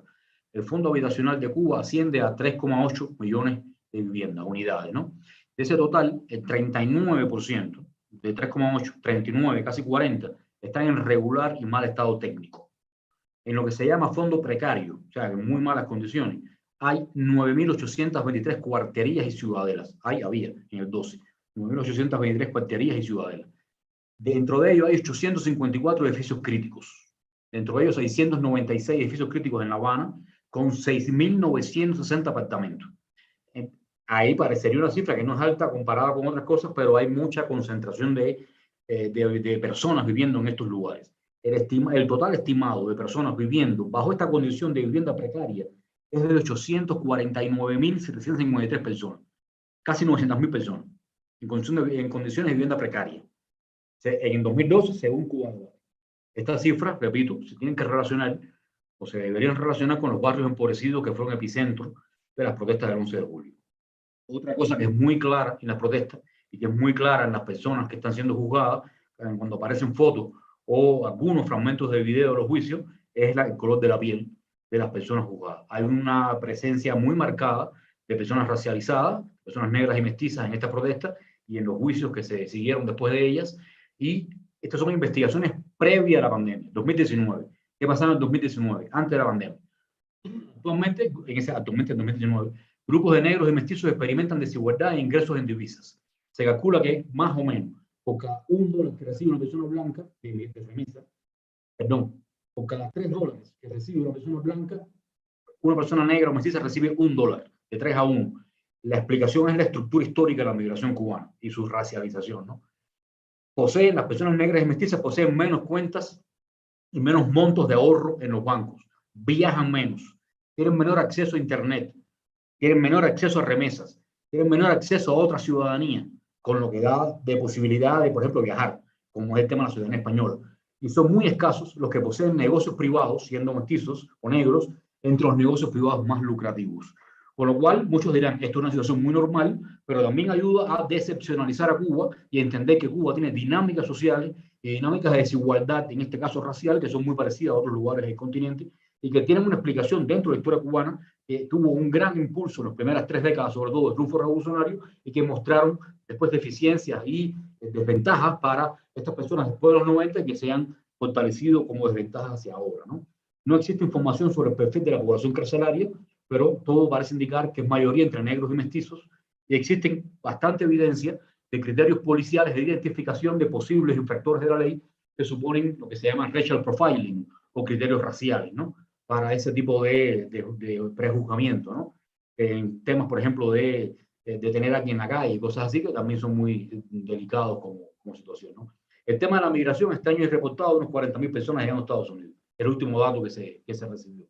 Es una cifra muy alta, la más alta en los últimos años. Parecería que estamos viviendo, estamos bastante seguros de que estamos viviendo una nueva ola migratoria y que alguien preguntó entonces qué es lo nuevo en esto. Yo lo voy a vincular con algo político. Hay una vieja estrategia cubana que tenía que ver con la exportación del conflicto, con la externalización del conflicto.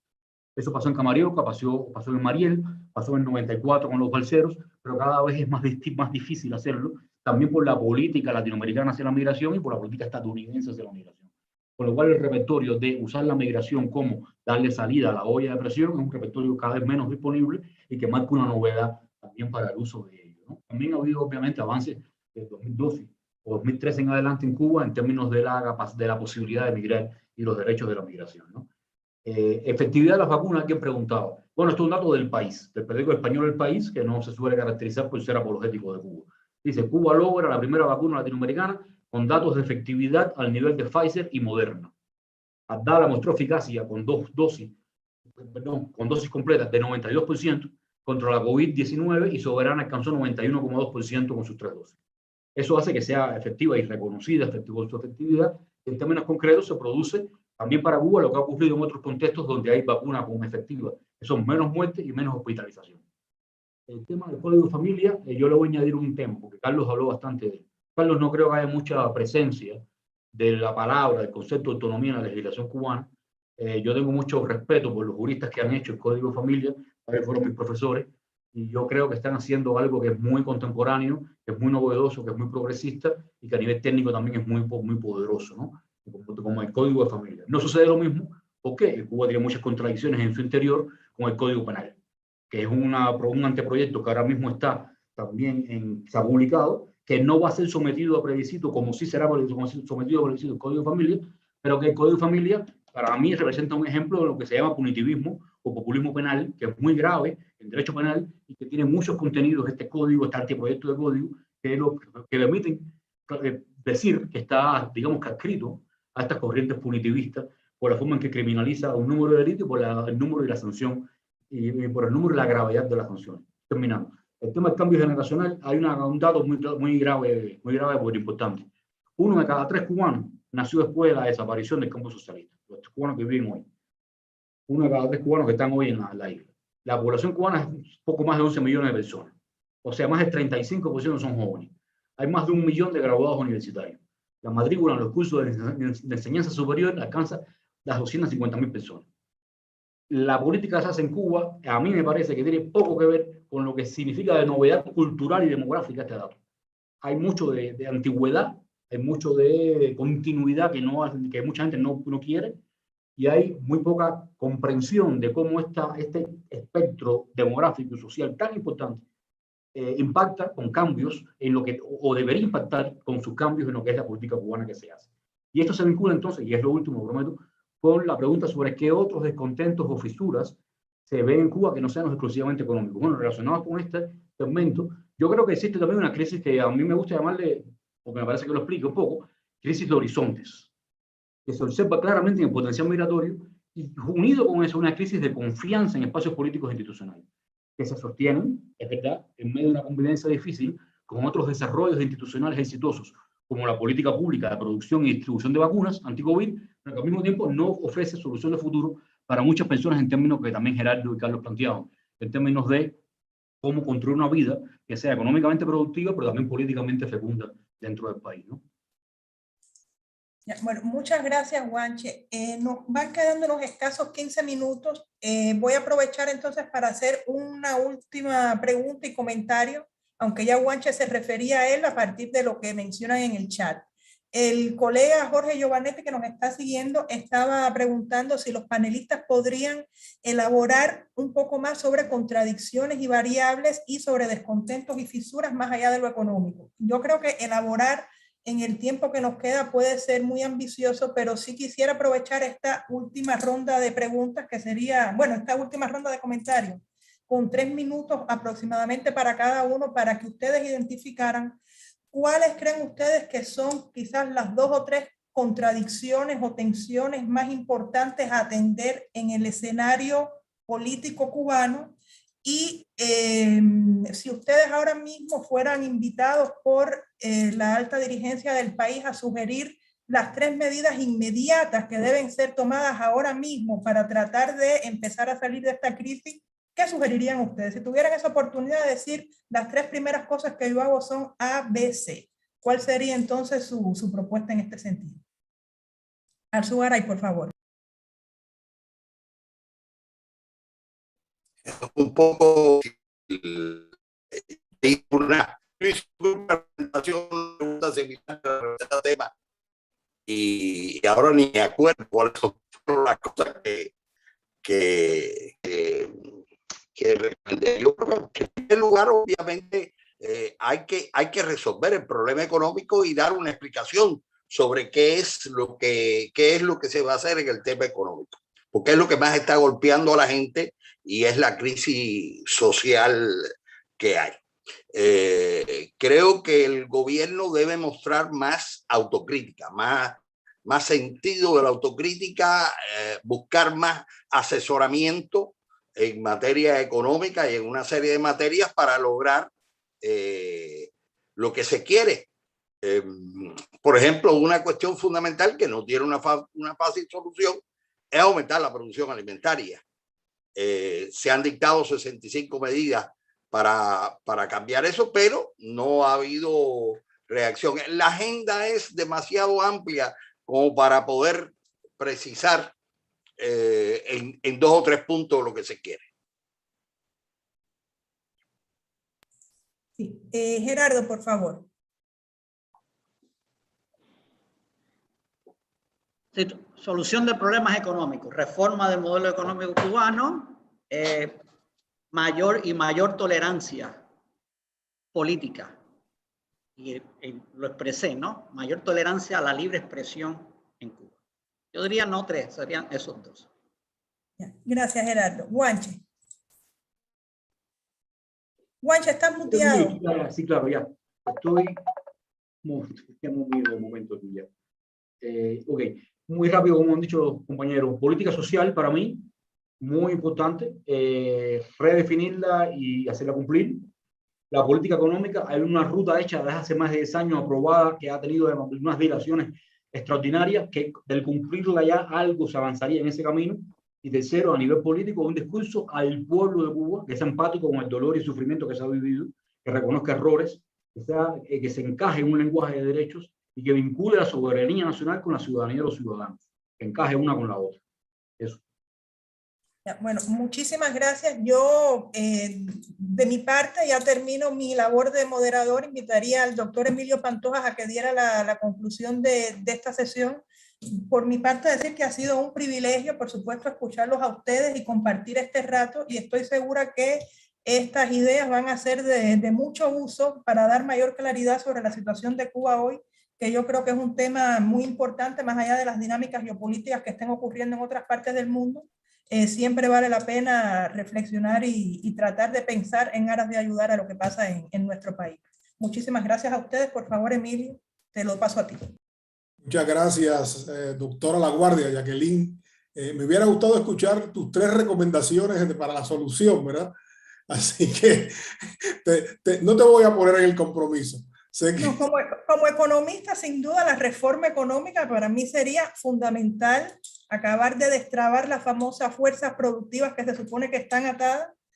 Así que hacer lo que al menos cumplir lo que se ha dicho, yo creo que sería un primer paso de avance. Y coincido que esto hay que acompañarlo, como decía Juancho, con una política social mucho más coherente, inclusiva, y me uno a lo que decía Gerardo, que esto también tiene que ir acompañado con la flexibilización de la expresión política. Así que yo coincido con ellos 3.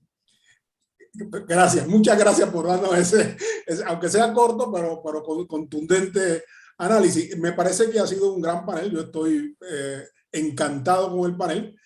Me parece, y aquí aprovecho el privilegio de tener la última palabra para decir algo que me pareció muy importante. Yo acabo de escribir un libro que se llama De la plantación al resort, está en proceso de publicación, y precisamente uno de los problemas que tiene el Caribe es que la cadena de valor no junta. El turismo es una exportación, y Gerardo hablaba de la exportación alimentaria, ¿verdad? Y lo curioso es que a veces en nuestro turismo se importan las cosas que la gente come o las cosas que la gente bebe. Yo estuve una vez en La Habana, pedí una cerveza y me dieron una cerveza Corona mexicana en vez de darme una Cristal, ¿no? O alguna de las locales.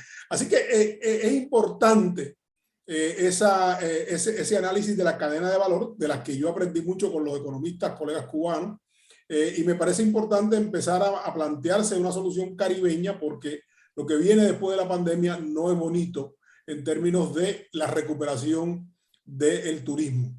Así que hay que hacer eso. Me parece que es un gran panel. Yo estoy muy agradecido a nombre del Instituto de Estudios del Caribe. Esto va a quedar registrado en nuestro archivo en YouTube para que puedan compartirse con clases y con otros colegas. Así que les agradezco personalmente a cada uno, a quienes tenía el gusto de conocer a todos, menos a Guanche personalmente. Así que ha sido un placer que me hayan presentado al colega, que además invito a los que están interesados en el tema a que sigan a cada uno de estos panelistas en sus blogs y en sus páginas, porque tienen opiniones muy, muy interesantes sobre los temas más importantes. Muchas gracias, felicitaciones y éxito. Muchas gracias a ustedes, a todos ustedes. Nos vemos, saludos a todos.